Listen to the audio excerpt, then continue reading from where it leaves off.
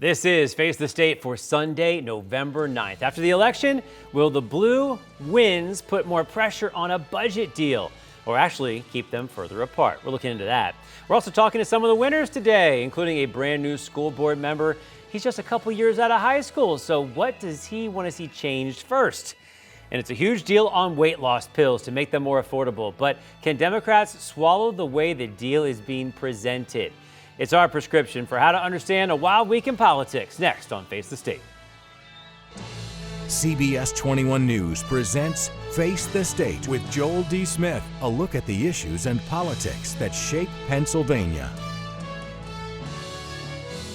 Yeah, this week people across PA voted on elections that will have a true impact on their lives. It's mayors, it's city council members, it's local judges. Today we're joined by the freshly minted winner out of Adams County Court of Common Pleas, Judge-elect State Representative Torrin Ecker. Congratulations. Thank you. appreciate it. We were just saying, not a lot of red winners on Tuesday, but you were one of those.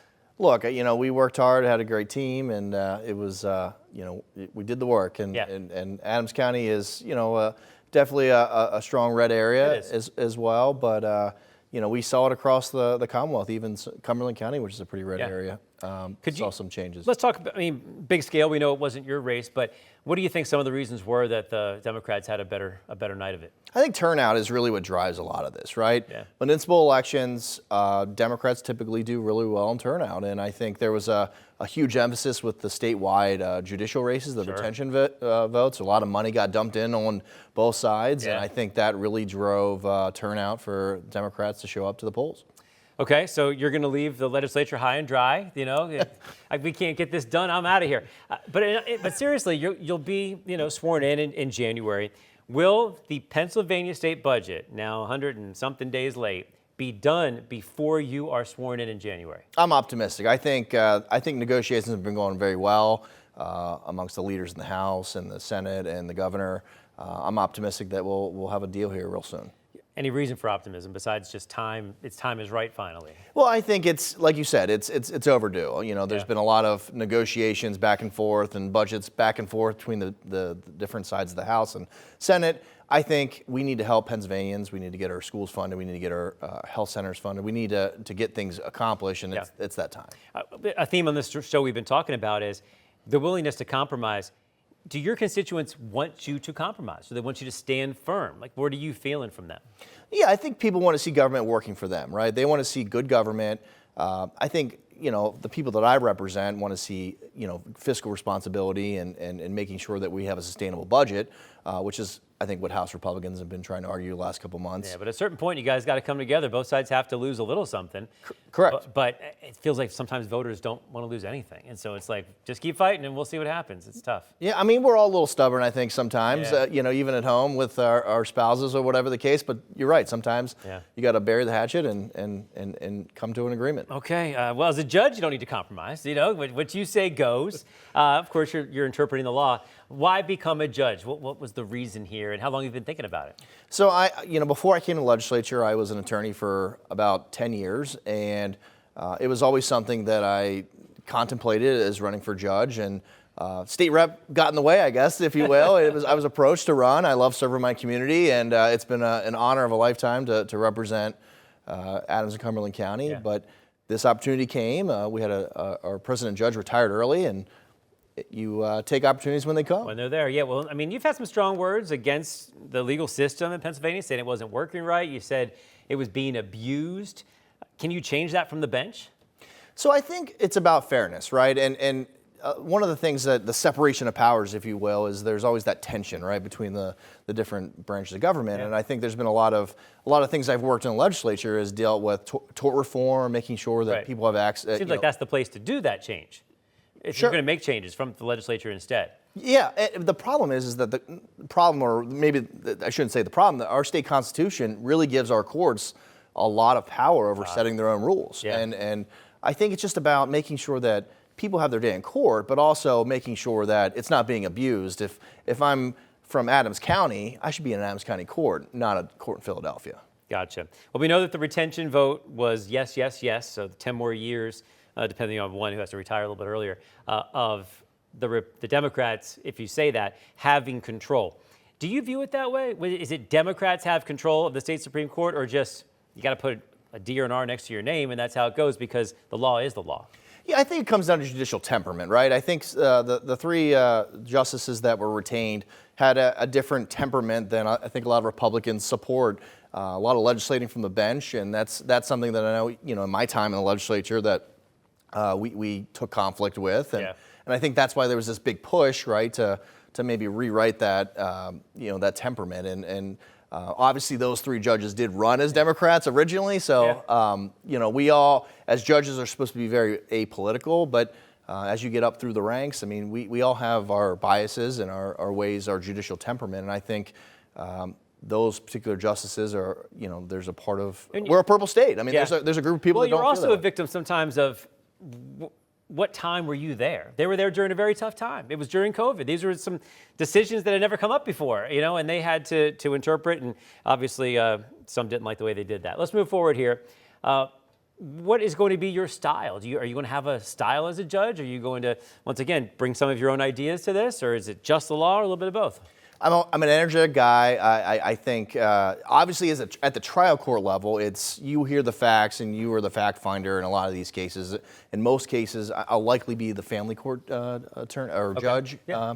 So we'll be dealing with a lot of support, custody, divorce types of issues. So it's about giving everybody their day in court and making sure it's done in an effective, but also a thorough way, so that people have their day in court to work through their issues. Can everybody get their day in court? Because you've said in the past that there's some economic hesitation to bring maybe even great cases to the court because of that. So I think from the family law side of things, I think there's definitely challenges for folks and looking for ways to help pro se clients or litigants that those are folks that don't have an attorney, can't afford an attorney, and making sure you give them the hold them to the same standard, but also give them their opportunity to present their case and be fair to them as well. Well, it's interesting. You're going to really impact lives that way, so I'm sure that's part of the appeal for you. Sure, absolutely. All right. Well, we'll miss you, It's always fun to have you on here, spar a little bit, but I'm going to hold you to your word. This is going to be done by the end of the year, huh? I think so. Okay. You heard him, folks, and good luck on the bench. Appreciate it. Thanks, Joel. Good to see you. Yep. All right, folks, several changes were made to local school boards this week impacting kids' education. We're going to talk to someone who was a student himself just a couple years ago. How did he make it to the school board, and what's his first priority? You'll find out next. Welcome back. This past week, folks deciding the future of local school districts. It's one of the things that really affects people the most, how the kids are going to be educated and what the priorities are. The newest member of the Hempfield School District Board is right here, Makai Williams. If he looks familiar, you saw him about a year and a half ago when you were just, thinking about trying to get a bill through the legislature and dipping your toe into politics. Back then, what did I say to you? When I'm a candidate, I'll be back. And look what happened. Not just a candidate, but a winner. How's it feel? It's only been a couple days. In your first election, you're undefeated. Take me through some of those emotions of election night. Yeah, it is still surreal. Really still trying to process it.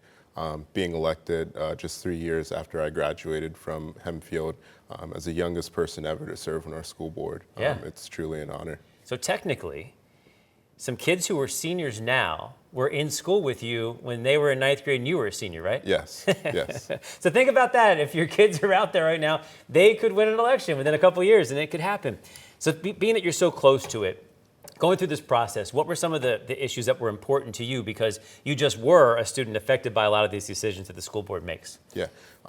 Really what was important to me was making sure that we have a school board that listens. I've spoken to so many students who felt that they're not being listened to. So many teachers who feel that they're not being listened to. Community members who feel that our school board isn't being transparent. And they want change, and that's why I got in this race. Yeah. It was changed because just a few years ago, was it 9-0? It was all Republicans. Now it's 6-3 in favor of Democrats. Give me one of your first priorities now that you guys have the majority. Yeah, so really what I want to get done is full-day kindergarten. Only 14% of school districts in this Commonwealth don't have full-day kindergarten, and Hempfield is one of those districts. Yeah. When I was in kindergarten, I had the opportunity to be part of the extended day kindergarten program, and that's an opportunity that should be available to all students. It's smart educationally, and it lifts the financial burden on families.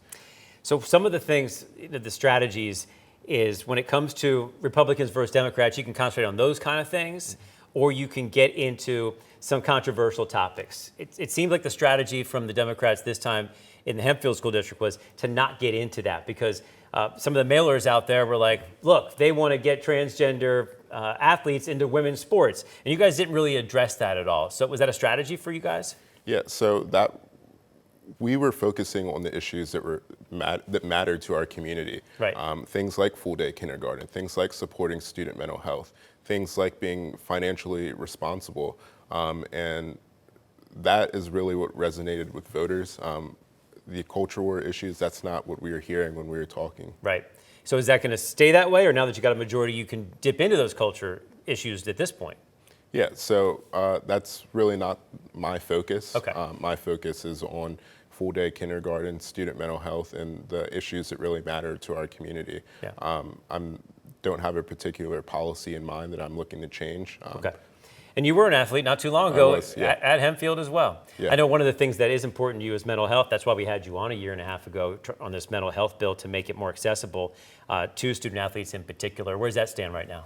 Yeah, so the bill last session passed out of the House, and it sat in the Senate Education Committee. It's been reintroduced, and we're hoping to get that moving in the new year. Yeah, you see, the process sometimes takes a little while, but hey, now they might listen to you a little bit closer because, you know, you're an election winner, something like that. Tell us where you are right now in life. You're 21. Yes. Are you still a student yourself? I am. I am a student at Millersville, and I'm looking to graduate pretty soon. Is politics in your blood now? Is this going to be something you move forward? Sometimes people can use school district as a springboard to something else. You're limited by your age on exactly what you could run for, but what do you think long term? Yeah, I think right now I'm focused on serving as a Hempfield School Board Director for the next 4 years. What comes after that is whatever opportunity that there is for me to continue to help people be a voice for my neighbors and make the most change that I can. How do people reach you? Like, let's say someone's a high school student now and they're like, hey, I remember you. I got something I want to say. How accessible are you? Yeah. One of the reasons that I ran was because I think that we have board members who aren't present, and I want to be a present board member. Okay. I'm going to show up to sporting events. I'm going to be in the classrooms. Nice. And if any student has an issue or wants to talk about something, they can always reach out to me through my district email. Nice. And I really want to be that bridge on the board between our students. Right. Well, in 4 years, it'll be 25. I mean, it's kind of old. I don't know. Might be close to the age of the other people in there. But hey, I think it's interesting, get some fresh blood in there, some new perspective, and you want to be involved. And we always talk about, doing something about it, not just talking about it. And there you are. So congratulations again. And what if you become a role model? You good with that? That I hope to show young people that they can get involved too, and that they can make a difference.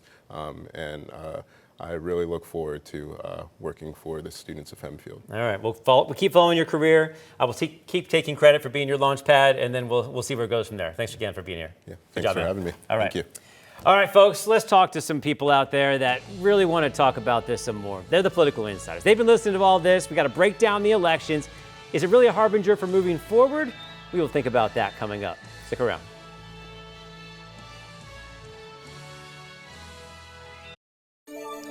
All right, folks, my favorite time of the week has arrived. Our CBS 21 political insiders are here. It is Democratic strategist Tony Lepore, still glowing after Tuesday, and Republican strategist Mike Regan, who has been hiding in the woods. I'm exaggerating a bit, but let's get into some reaction from this. Yeah. I talked to him on Tuesday. I haven't heard your response yet. What do you think about the success of the Democrats and what it really means? Well, you got to give them credit. I mean, they turned out to vote. I mean, it was a great day for communism/socialism. It was a great day for those who advocate for political violence. It was That's a big very day. specific. I know you're talking about one person in New York City, or are you talking more Well, I was than talking about New York City first, but I was also talking about the Attorney General in Virginia. Okay, That race, who had, who talked about wanting people's kids dead. That was really surprising that one came through as well. Yeah. Yeah, now he's the top cop in the state of Virginia. Now, he apologized, but once again, usually that's not enough with something that, direct Yeah, and that was and terrible. important. Any more lessons you've thought about since last Tuesday? Yeah, I mean, I've looked at some of the numbers, and every segment of the demographics went for the Democrats. White men, women, young people. And they had lost some of those spots We've before. been losing them. Hispanic vote? Hispanic votes. Yeah. Went for Democrats. So we're going to talk, the Republicans talk about New York, but right down we're picking up seats in Clearfield County where it went 51 points for Trump last time. It's very interesting. It's only been a year. Crazy. It's only been a year. I'm going to have you respond to this. Yeah. Let's listen to the Governor Shapiro, who went to some of these other states to campaign as well on the success that they had. They voted for people in their community that they believe are going to get stuff done for them. I think you juxtapose that with the chaos folks are seeing coming out of D.C., and what they want are leaders here who are going to fight for them, get stuff done for them. So he's making a connection of what's happening in D.C., what the Trump administration is doing, and how people voted in maybe their local elections. What do you Well, think? I agree somewhat that, the Trump derangement syndrome certainly motivated people to get out and vote. And Republicans didn't come out. I mean, clearly they didn't come out. I mean, look, if you look at the local races, if you look at Cumberland County, a township or a county that I represented at one point in time, Democrats swept. I mean, it was shocking to me. The first time since I think the 1940s, you will have a Democratic judge on the Cumberland County bench. I think people were looking for an outlet. They've been upset. This is the first time they had a real outlet. What does this mean for maybe Scott Perry's seat? I mean, it certainly has implications across the board. I think what happens, like in Cumberland County, for instance, where Republicans have been in charge so long, they don't really campaign. Like you win the primary, Gotcha. You're going to win the general You think election. so, at least. So I think that these candidates in Cumberland County and other places around the state are going to have to go out and run Sounds real like a wake-up call. campaigns Yeah, and raise sounds like a real wake-up money call. to do All it, right. for sure. Let's get to this right now. The federal government still on lockdown. And the question is, would this kind of a result on a Tuesday that was very blue actually shake things up, make either side want to get something done or maybe not? Let's listen to Representative Lloyd Smucker. We hope they come to their senses. We think families are hurting. We can have policy discussions, but you should never use the American people as hostages while we're holding those discussions. Okay, so that brings us to this.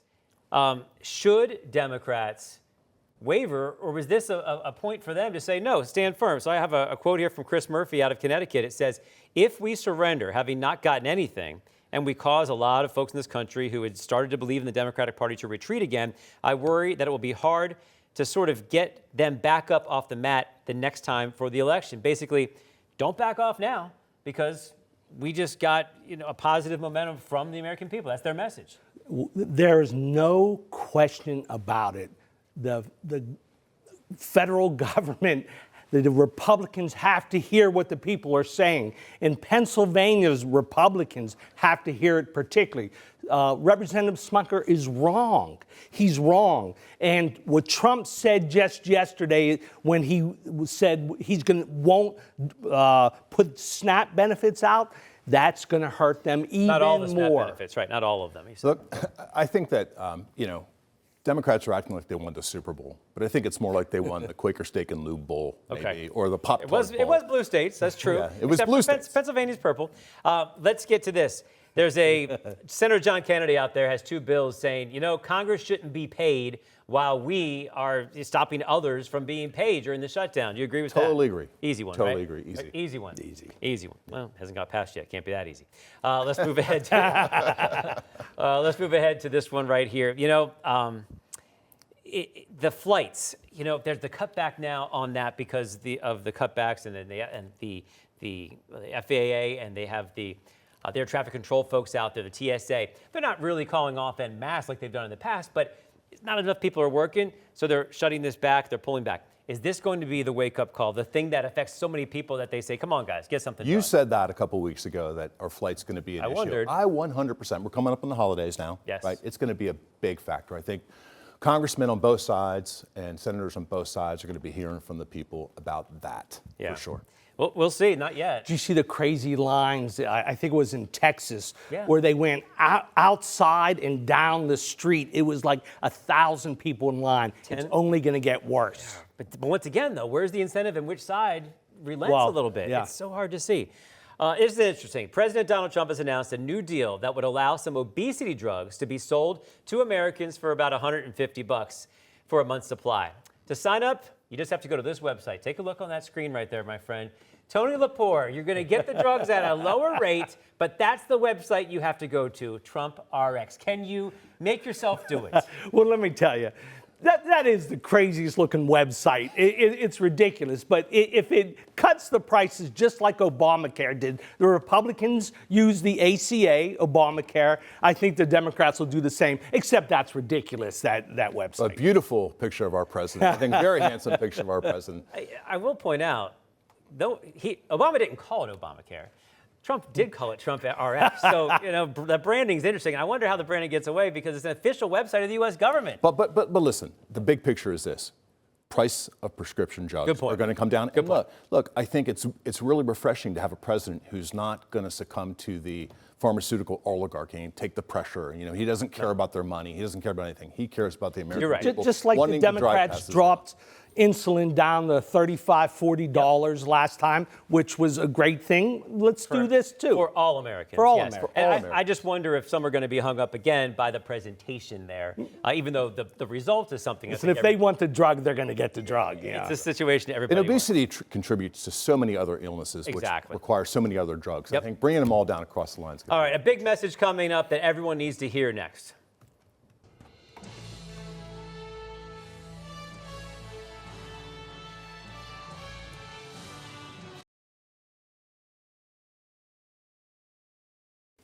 All right, a couple things. Don't worry about that. The ding went off, which means I had an idea. And the idea is to talk about mental health.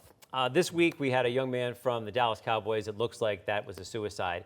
And he seems to have everything, right? Politically, it seems like wins or losses mean so much when we talk about an election day like we just had. But I want to put this in perspective. No one went at it more than Charlie and Mark, the original political insiders we've had for so long here. Yet, when it came down to it, Charlie had a big health scare. This is an example of how the politics don't mean that much, and people really do. Watch this earlier this week. I'm doing well, and I'm so glad to be back with you, Joel D., and my old buddy Mark, who came to see me in the hospital, as you did. And it's really wonderful to be back on CBS 21. All right. Yeah, so that was a great moment. Mark did see him. He didn't publicize it, didn't even tell me he did that. But that just shows you that it's not all about yelling at each other and everything else. Men are 4 times more likely to commit suicide than women. They don't talk about stuff, and political violence is out of control. Call 988 or text if you are having trouble with this or know someone who is. We got to have a wake-up call here, guys, and put it in perspective. It has to, because us men, I mean, we keep it in too much, way too much. And whether it's politics or what we're dealing with in life or our family, we really have to, if we're having issues, dial that number. Nothing is more important. If you're not even sure, give it a call, see what's going on, because maybe you can't talk to someone else. We don't have that group of friends, it seems, that women do, so maybe that's the answer. Yeah, I mean, we bicker all the time. He and I love this guy. Exactly. We fight all the time about politics. It's not that important. What is important is family, it's friends, we just internalize it too much. Sometimes that leads to horrible things. It's the future, it's possibilities. Look at this, a year ago, Democrats were, sad beyond belief. That's a good point. It looked like the sky was falling. Yeah. And a year later, they got this wave coming back, and we'll see what happens a year from now. So politics goes up and down, our lives go up and down. Give yourself time for that up to come back again. Call the number that's right. if you need to. Put it all in perspective. Thanks for that moment, folks. Take care of yourself, take care of each other, check in on each other. Don't be afraid to talk about it. We'll see you next week.